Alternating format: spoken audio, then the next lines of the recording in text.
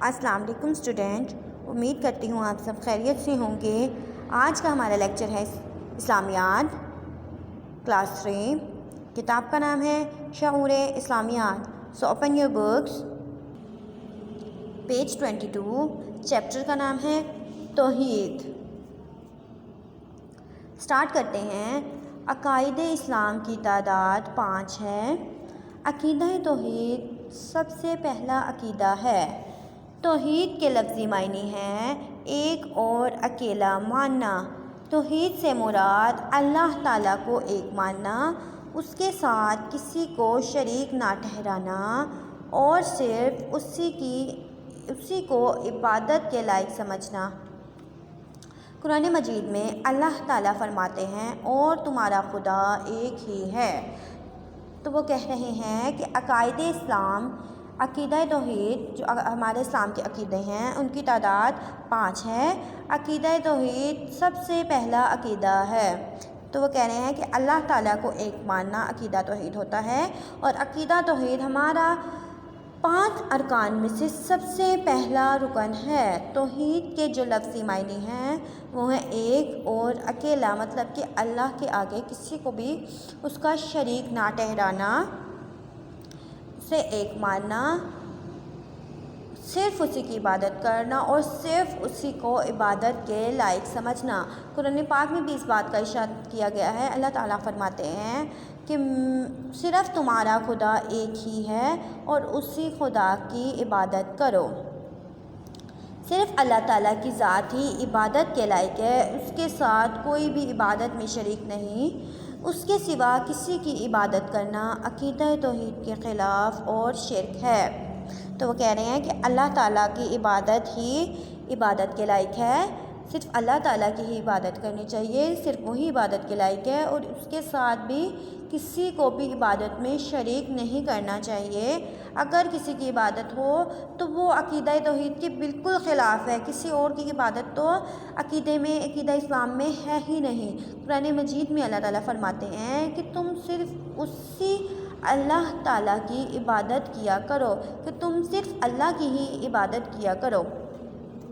عقیدہ توحید اسلام کا بنیادی عقیدہ ہے۔ اس کی اہمیت کا اندازہ اس بات سے لگایا جاتا ہے کہ اللہ تعالیٰ اس دنیا میں جتنے نبی اور رسول بھیجے انہوں نے لوگوں کو سب سے پہلے اللہ تعالیٰ کے ایک ہونے کی تعلیم دی۔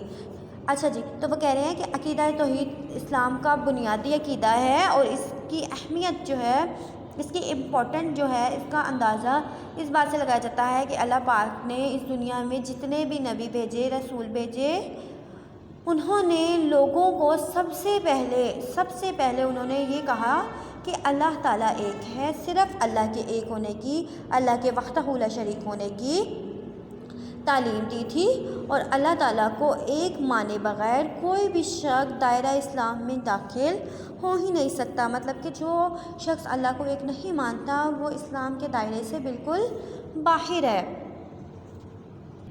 حضرت محمد صلی اللہ علیہ وآلہ وسلم نے سچے دل سے اللہ تعالیٰ کی توحید کا اقرار کرنے والوں کو جنت میں داخل ہونے کی خوشخبری سنائی ہے کہ ہمارے پیارے نبی حضرت محمد صلی اللہ علیہ وآلہ وسلم نے سچے دل سے اس بات کو کہا ہے کہ اللہ تعالیٰ کو ایک ماننے والے کے لیے جنت میں داخل ہونے کی خوشخبری ہے، کہ جو شخص اللہ پاک کو ایک مانے گا اس کے لیے جنت کی خوشخبری ہے، کہ اللہ تعالیٰ اسے جنت میں داخل کرنے کی خوشخبری سنائے گا۔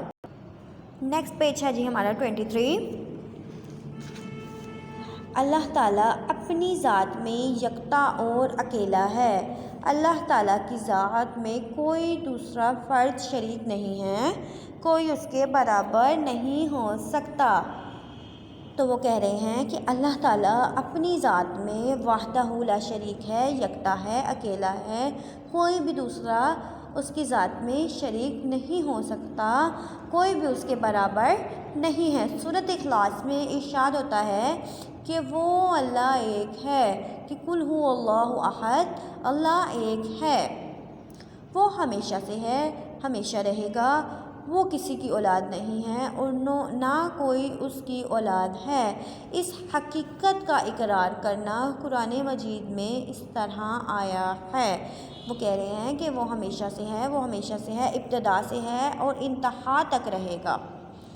کوئی اس کی اولاد نہیں، نہ ہی اس کو کسی نے پیدا کیا ہے اور نہ ہی اس کی کوئی اولاد ہے۔ اس حقیقت کا اقرار کرنا، قرآن مجید میں بھی اس بات کا اقرار کیا گیا ہے کہ نہ اس کی کوئی اولاد ہے اور نہ وہ کسی کی اولاد ہے۔ سورۃ اخلاص میں بتایا گیا ہے کہ اللہ تعالیٰ کو اللہ تعالیٰ کو اس کی صفات کے لحاظ سے ایک ماننا بھی توحید ہے، کہ اللہ تعالیٰ کو اس کی صفتوں کے حساب سے بھی ایک ماننا توحید میں شامل ہے۔ کسی کو بھی کسی ایک صفت میں شریک کرنا گناہ ہے، مطلب کہ کسی کو بھی اللہ کے برابر شریک ٹھہرانا شدید گناہ ہے، کبیرہ گناہ ہے۔ اللہ تعالیٰ کی صفات میں کوئی بھی اس جیسا نہیں ہے، اس کی صفتوں میں بے شک وہ اکیلا ہے، یکتا ہے، کوئی اس کے جیسا ہو ہی نہیں سکتا۔ قرآن مجید میں اللہ تعالیٰ فرماتے ہیں کوئی چیز اس جیسی نہیں، کہ کوئی بھی چیز اس جیسی ہو ہی نہیں سکتی۔ صفات کے تقاضوں میں اللہ تعالیٰ کو وحد اور ایک ماننا بھی توحید کی ایک قسم ہے، جسے معبودیت اللہ تعالیٰ کی ایک صفت ہے۔ وہ کہہ رہے ہیں کہ جیسے معبودیت اللہ تعالیٰ کی ایک صفت ہے، اس طرح صفات کے تقاضوں میں بھی اللہ تعالیٰ کو واحد اور ایک ماننا بھی توحید کی ہی ایک قسم ہے۔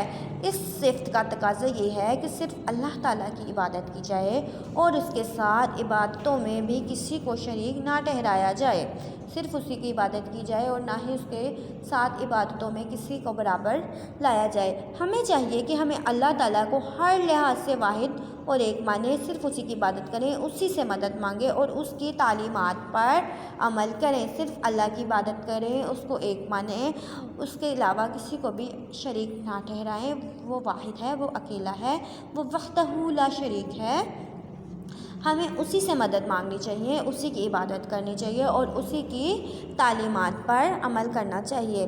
ٹھیک ہے اسٹوڈنٹ، امید ہے کہ آپ کو لیکچر کی سمجھ آئی ہوگی۔ انشاءاللہ نیکسٹ لیکچر میں ملاقات ہوگی۔